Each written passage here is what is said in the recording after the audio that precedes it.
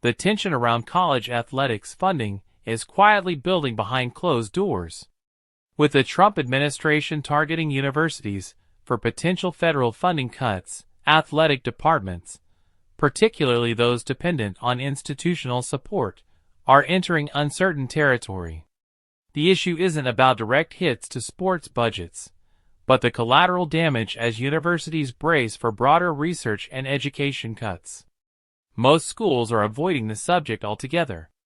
Publicly addressing financial vulnerability could jeopardize perceptions at a time when optics matter, especially with the looming start of athlete compensation tied to the House versus NCAA settlement.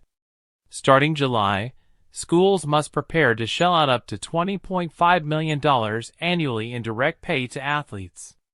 It's a historic shift, right as many schools are confronting a shrinking pool of federal dollars.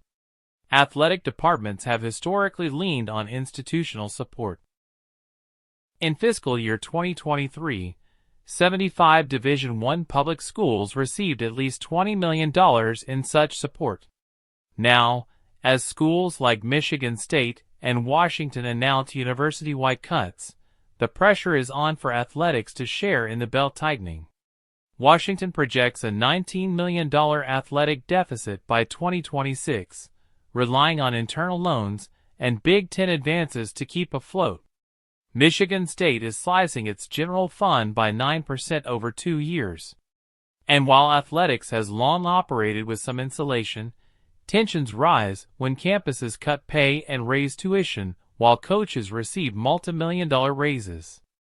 At Nebraska, where the athletic department claims independence from university funds, backlash is growing. A $1 million raise for head football coach Matt Rule sparked frustration among staff dealing with stagnant wages and increasing workloads. This growing divide paints the image of two separate universities, one academic, under financial siege, the other athletic, flush with contracts, investment, and obligations. Even student athletic fees are climbing. At Virginia Tech, they're jumping nearly $300 annually.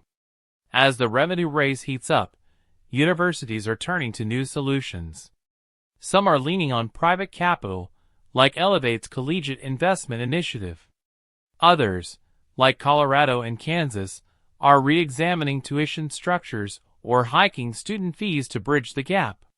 With funding cuts and new compensation rules colliding, universities face a new paradigm. Athletics must now balance staying competitive with showing they're not above the financial fray. The days of sidestepping budget pressures appear to be numbered.